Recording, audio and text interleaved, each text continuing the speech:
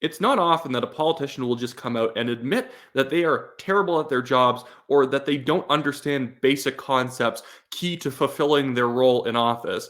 But we're talking about Justin Trudeau today. It's become an actual odd trend of his to come out and just say that he doesn't know how basic math works or to effectively admit that he doesn't know what the economy is, like we covered last week, because for some reason Justin Trudeau thinks like the environment, women's rights, all these other nebulous social issues are the economy, because obviously he wants to deflect from the fact that he has terrible economic performance. So he plays dumb or is legitimately that dumb to assume that, fighting against transphobia is somehow part of the economy. Very strange. But today it got even worse with Justin Trudeau effectively admitting that he's awful at his job and that his last 8 years as being prime minister has been a disaster, full of broken promises to the youth who carried him into office back in 2015. I don't want to talk too much before this clip because it's quite incredible. It's from Global News. I don't know why he's doing these sit down interviews every time. He just ends up hurting himself more by just opening his mouth. It seems like Trudeau's mouth, brain, and ears are not connected to each other, because he'll say things and his brain will not detect why he just said that, and he never corrects himself, even though what he just said makes him look awful. Here's the clip. I made a commitment in 2015 to a whole bunch of young people who came out to vote for the very, very first time that we were going to be doing the right kinds of things to secure the promise of this country in a way that people were worried about. And years later, even with everything we've done on the environment, on inclusion, on gender equality, on growing the economy, on reconciliation, those young people, 8 years later, are having trouble paying their rent, worried about their future in ways that are just as tangible, if not more, because of the global context we're in. And I didn't make a promise that I was going to make things better for them and then walk away after 4 years or even after 8 years. I said I'd be there to fight for them every single day. Even if they don't want you there. Listen, there'll be an election eventually in which people get to make that choice. But I am not giving up on them. I'm not giving up on Canada. I'm not giving up on the progressive vision of progress that we've been fighting for every single day over the past years. Okay, just first thing, as a Canadian, Wyatt Claypool to Justin Trudeau, I sincerely ask him to give up. If he's failed for 8 years straight, like he's effectively implied, he should give up. And I love that he was finally asked a tough question by a global news journalist. Big step up from someone like Rachel Gilmore. But they were said, or she said, like, even if Canadians hate you, you're still going to remain in office. And that really plays into the cluelessness of Justin Trudeau and how many rakes he's stepping into in this interview. Even imagine that he's like, I made a promise to young people, and so far we haven't fulfilled that promise. It's still unaffordable. They can't own houses. They can't afford basic groceries, all this other stuff. But don't worry, guys. That 8 years of failure isn't going to stop me from continuing to fail into the future.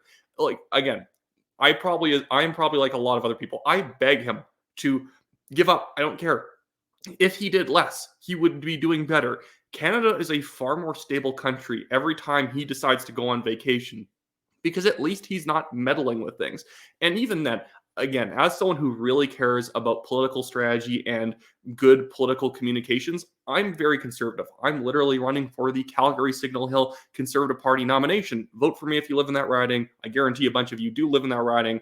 I have a lot of views, and out of 338 ridings, a bunch of you do live in Calgary Signal Hill. Anyways, but if I was advising Trudeau as a conservative, even if I don't want him to succeed, when he said that I have a lot of stuff to fulfill and I haven't done it yet, so that's why I'm sticking around, at least imply that you're like most of the way there, that we're 85% of the way to making life 1,000 times better, like I promised back in 2015. What he's saying there is that he can blame it on other things, like, oh, it's the global economy that's not doing very well, or it's this other issue that was unforeseen, or it was climate change or whatever. At least imply that you've been doing a good job. Justin Trudeau there almost has a rare moment of clairvoyance where he realizes that everyone doesn't like him and all of his policies have failed. But at the same time, he doesn't have the humility to realize that maybe he should promise that I'm going to take a step back, evaluate the mistakes we've made, and see what we can do in the future. But instead, he's just like, I made a commitment to young people that I was going to make their lives better. And after 8 years, their lives are significantly worse. But don't worry, we're going to do the policies more.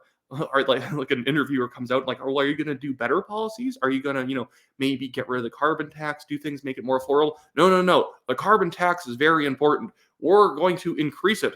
We're going to increase taxes. Any policy we had, no matter how hard it failed, we're going to double that policy. We're going to do the policy more. And somehow we're going to get to the point where the policy gets so bad, we break through to the other side and it actually becomes utopia. Everything in Canada becomes utopia. And this is kind of the progressive mindset, as satirical as I'm being. They truly do believe that just taxes aren't high enough. We haven't taxed rich people enough to redistribute the wealth, to make everyone, to get us to cyber communism or whatever. We haven't done it enough to get us to the post-apocalyptic utopia that they want. If only we could have even more political power to just quadruple the size of government, then we might be able to actually get everything done.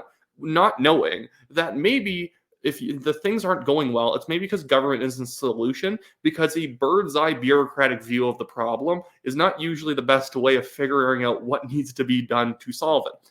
I don't want to go too far down that rabbit hole, but I love moments like this where it seems like Trudeau just doesn't actually understand how he comes across to normal people. I think Trudeau's actually kind of good at marketing. In 2015, I definitely didn't vote for him. I thought he was a phony. I knew he was like a closet socialist.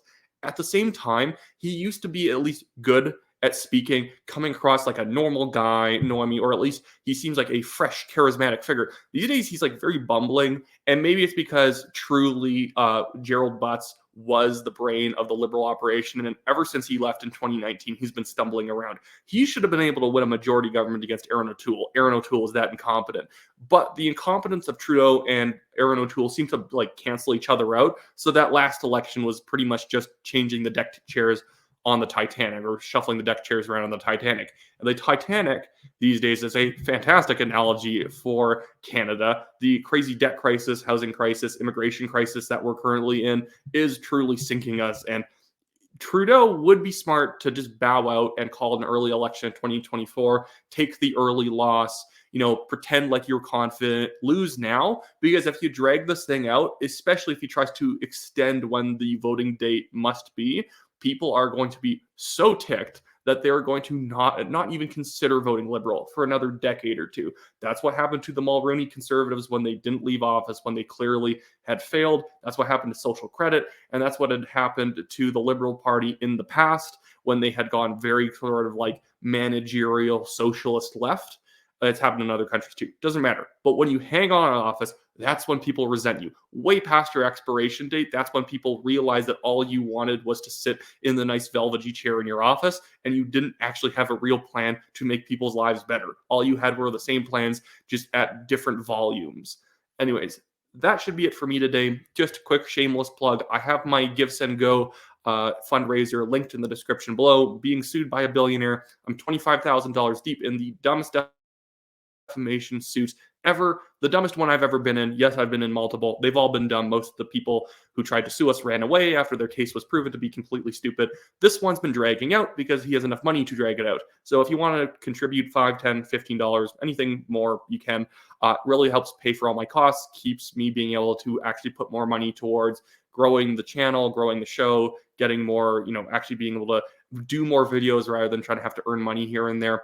I can focus more on this. Anyways, other than that, I'm also running, of course, for the Calgary Signal Hill Conservative Party nomination. If this video has 1,000 views, I usually get more than 1,000 views, but even if it only has 1,000 views, at least 3 or 4 of you probably live in the riding. So check which riding you live in. It's important, even if you don't even live in Calgary, check which riding you live in. It's important you get more acquainted with what's going on locally, what nomination races are coming up, who's your MP, who's candidates to replace them. Do you want to be a candidate? Knowledge is power. Make sure you know which riding you live in. If you live in Calgary Signal Hill, my riding, buy a Conservative Party membership and consider voting for me number 1. It's a ranked ballot system. You can also go to my website. I link it in the description below. Send me an email. I'll talk to you, answer questions about my policies and whatnot. Go to the Facebook page, Wyatt Claypool, Calgary Signal Hill. This is going on a bit long for these shameless plugs. I'm deeply sorry. Anyways, other than that, I should be here tomorrow with another video, or I might even do a live stream tonight. Who knows? But I guess you'll just have to stay tuned and see what happens. Have a great day, everyone.